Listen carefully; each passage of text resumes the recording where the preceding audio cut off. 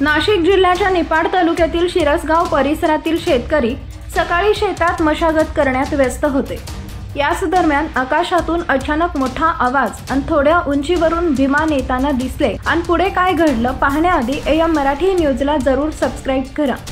शिरसगाव परिसरात मंगळवारी सकाळची वेळ।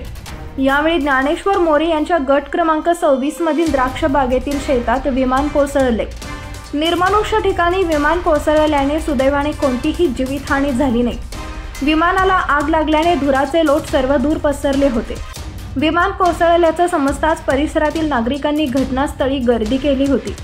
या विमानात 2 वैमानिक होते। त्यांनी प्रसंगवधान राखून वेळीच पॅराशूटच्या सहाय्याने विमानाबाहेर पडल्याने दोघे बचावले।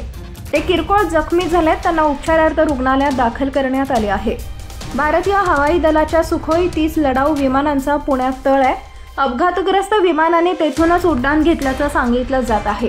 हे विमान तांत्रिक बिघाडामुळे कोसळल्याची शक्यता आहे। दुर्घटनेची माहिती मिळताच HAL येथील टीमने घटनास्थळी धाव घेतली। या प्रकरणी पिंपळगाव पोलीस ठाण्यात नोंद करण्यात आली आहे।